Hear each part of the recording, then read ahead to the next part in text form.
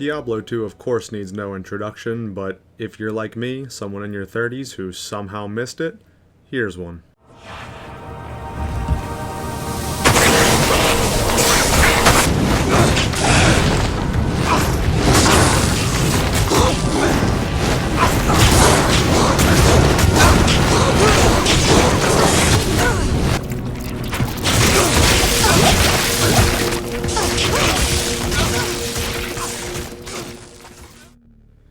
Still looks pretty fun, right?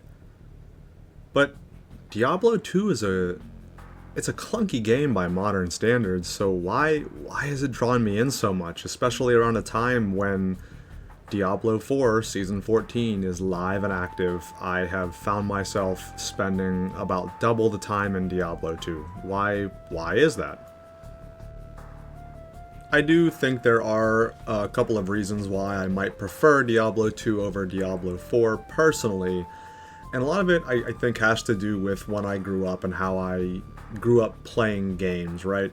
Diablo 4 offers an unbelievable power fantasy as far as ARPGs are concerned, and like at this point it's almost second to none in just how smooth the gameplay is, how gorgeous the visuals are, and everything just works together. Whereas Diablo 2 is if you go back to it from a modern perspective, it's very rough around a lot of edges.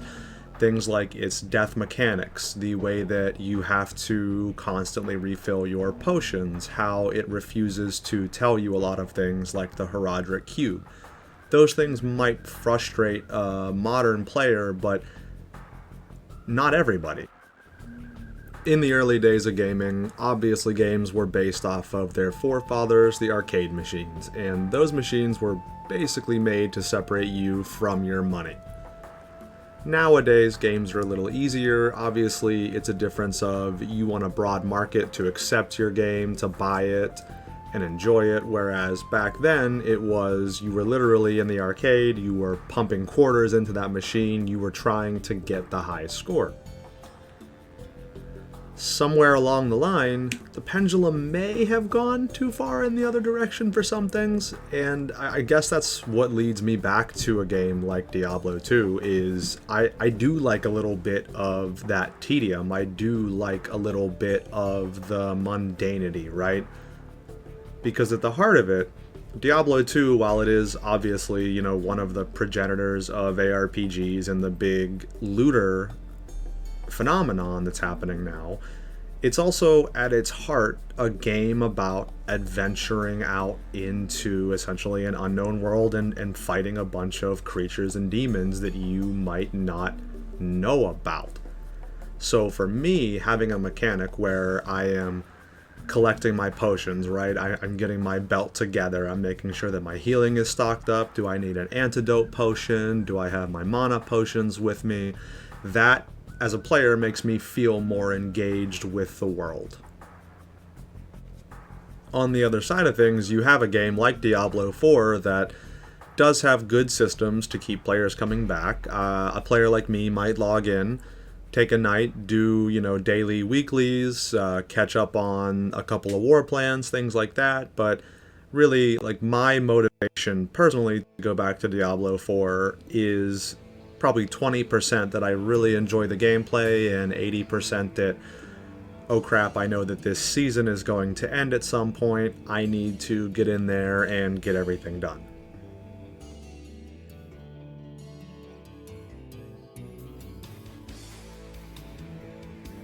I am well aware that potions are probably the strangest thing to focus on in a video about Diablo, but please bear with me. In Diablo 2, the system that manages potions accomplishes two things. It properly punishes a lack of preparedness, and it also allows players to show some customization over where their potions go and exactly what key or button is being used to use them.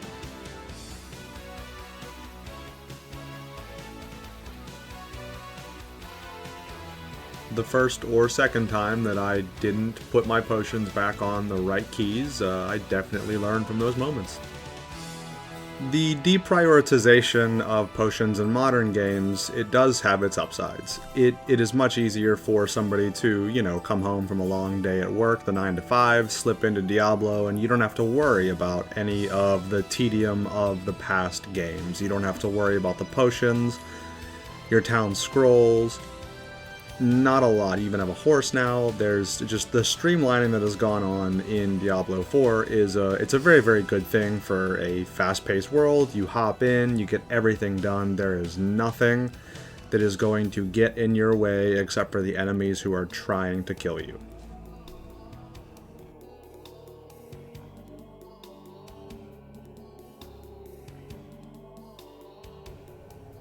One of the many things that Diablo 2 does particularly well is its pacing.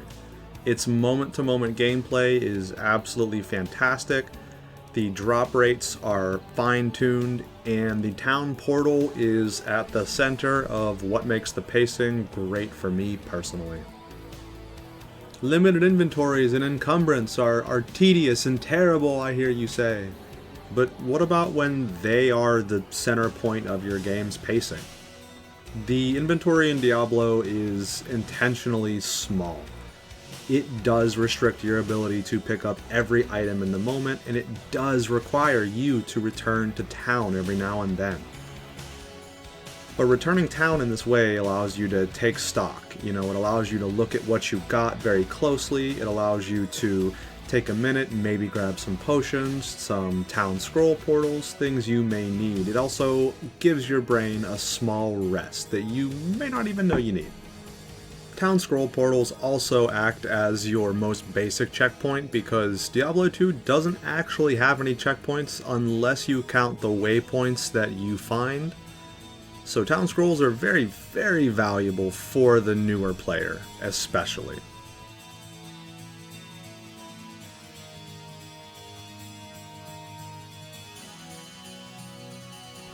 Now, far and away, the most shocking thing for anybody who approaches this game in the year of 2026 and has never played it before is going to be what happens when you die.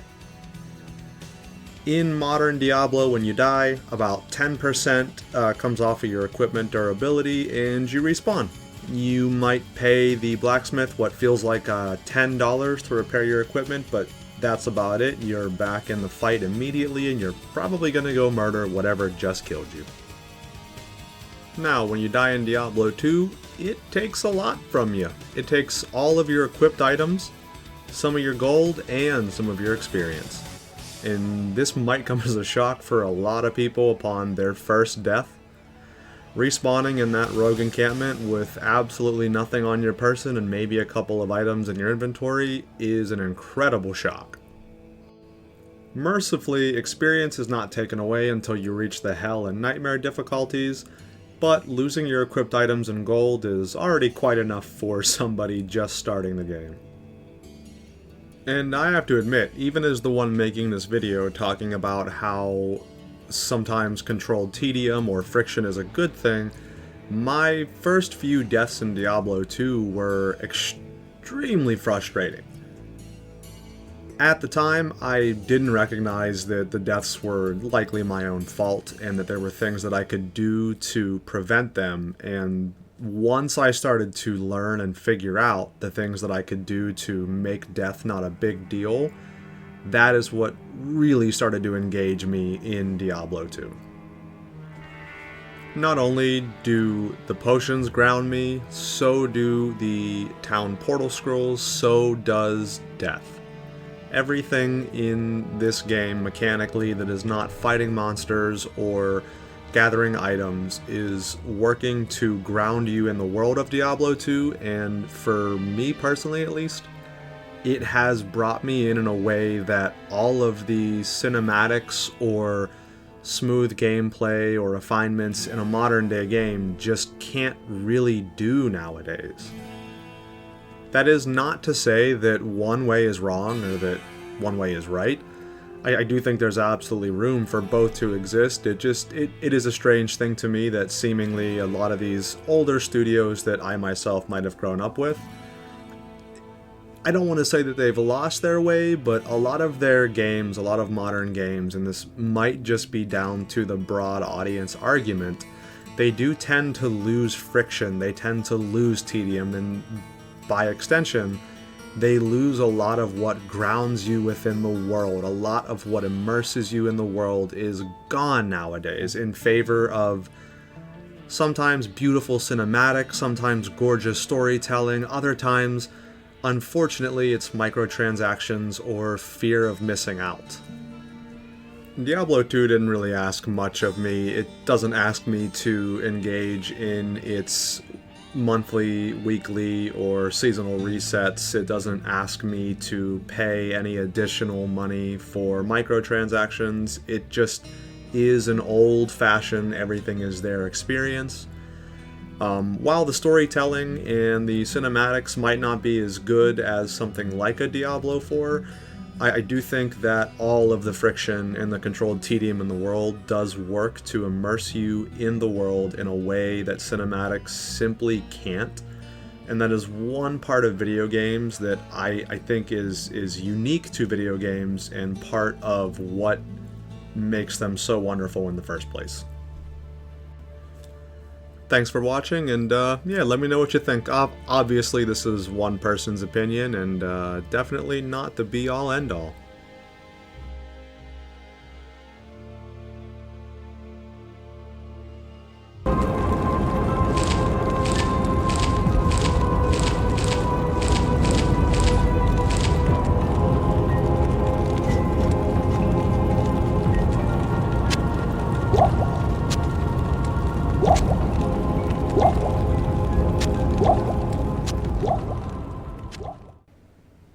Now that's good gameplay.